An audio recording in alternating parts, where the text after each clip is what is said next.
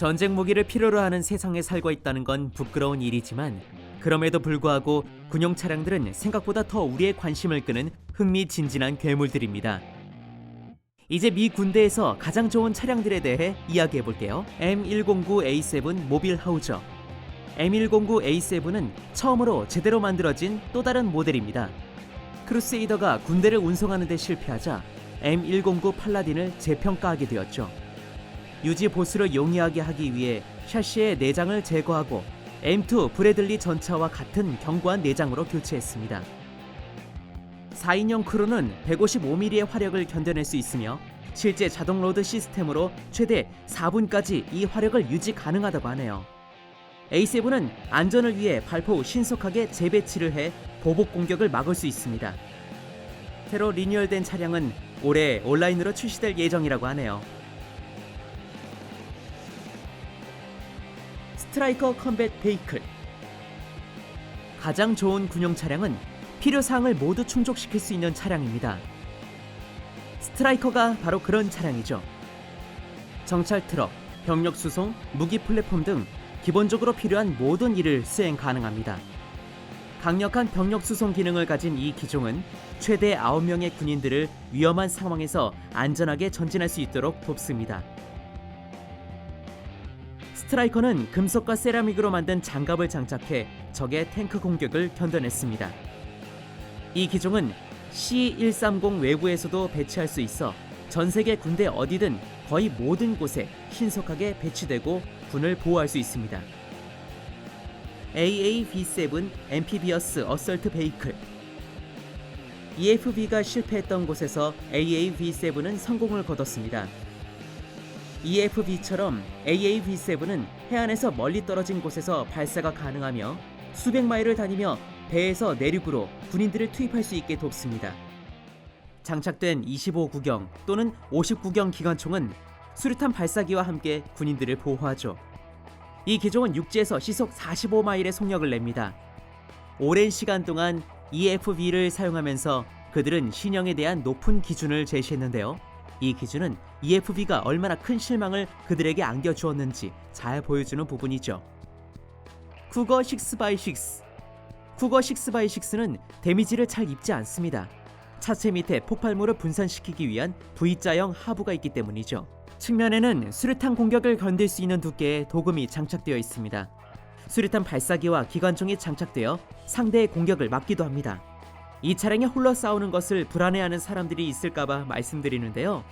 10명의 전투병이 이 안에 탑승이 가능하답니다.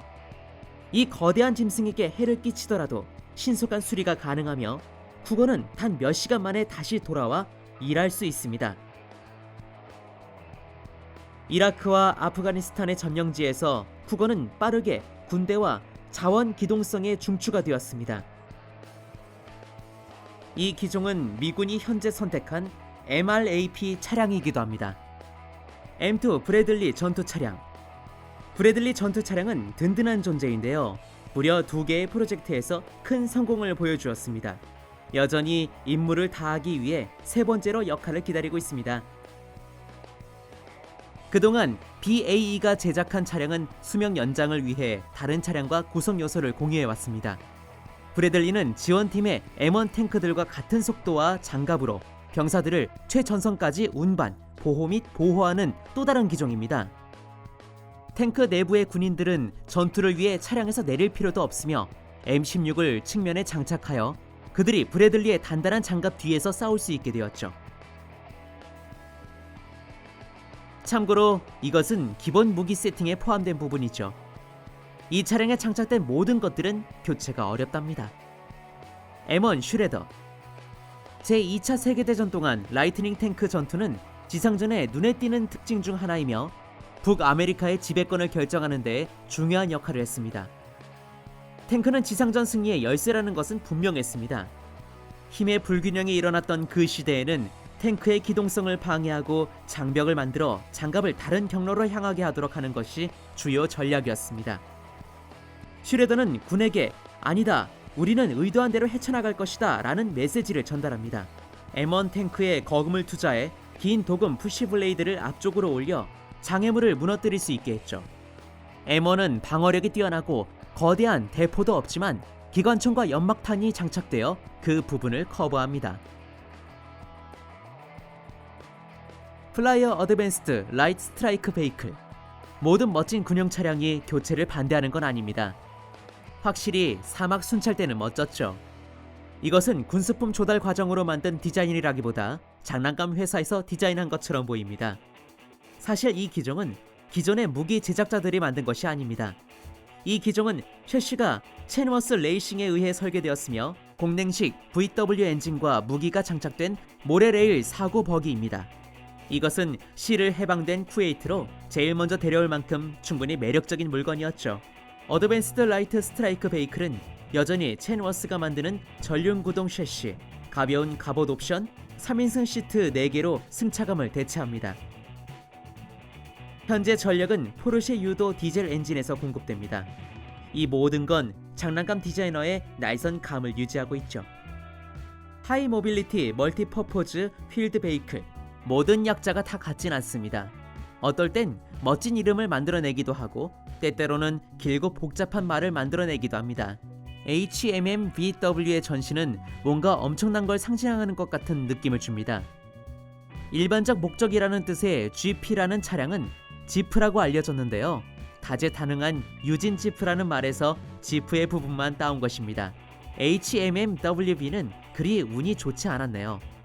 당신이 그것을 험비라고 부르든 허머라고 부르든 간에 이 이름은 그 트럭이 얼마나 강하고 신뢰할 수 있는 트럭인지 잘 보여주지 못합니다. 지프처럼 그 전의 험비는 군사 이동성의 상징이 되었습니다. 또한 지프처럼 단순한 수송에서 대공 탑재까지 필요한 것은 무엇이든 해결할 수 있는 플랫폼이었죠. 더 많은 장갑차들과 내구성이 강한 차들이 고위험의 험비 역할을 맡고 있지만 험비는 여전히 기동군의 중추입니다. M1A 하프 에이브람스 배틀탱크. M1은 미국 기갑사단의 핵심이라고 볼 수 있습니다. 개발에 착수했다가 실패한 대부분의 기종들이 받은 피드백은 단 한 줄이었는데요. 그것은 바로 에이브람스를 보고 배워라 였습니다. 1500마력 엔진은 이 거대한 탱크를 최고 시속 45마일로 구동이 가능하게 하고 터빈 엔진은 디젤, 제트 연료, 심지어 등유까지 모든 연소 가능한 액체로 작동할 수 있습니다. 이 탱크는 70년대에 T-70을 대체했는데 걸프 전쟁까진 이 탱크가 싸우는 모습을 볼 수 없었죠. 1800대가 넘는 M1 탱크가 사막으로 보내졌고 9대를 제외한 모든 탱크가 안전하게 돌아왔습니다. 그중 7대는 아군의 포격에 의한 것이었죠. 나머지 2대는 전투에서 손상을 입고 적군에게 습격을 당했습니다. 포드 클래스 에어크래프트 캐리어. 해군은 1975년 니미츠급 슈퍼 캐리어를 도입한 이후 서서히 업그레이드하고 개선해왔습니다. 그 결과 시스템이 업그레이드되고 구조가 개선되었습니다. 그러나 시간이 지남에 따라 업그레이드라는 것은 차체의 무게를 줄이는 것을 의미하기 시작했죠. 혁신을 기술에 적용하고 필요한 추가적인 힘을 제공하기 위해 새로운 슈퍼 캐리어를 만들어야 했습니다. 포드 클래스는 더 나은 핵발전 엔진, 자동화된 시스템, 그리고 적은 탑승군으로 동일한 임무를 수행할 수 있도록 디자인을 수정했습니다. 운행 중인 현재의 기종은 모두 일반적인 상황에서 하루 120대, 긴급 상황에서 240대를 발사시킬 수 있다고 하네요. 항공모함은 전 세계에 전력을 공급하는 주요 방법이며 포드 클래스는 그중 가장 진보된 방법입니다.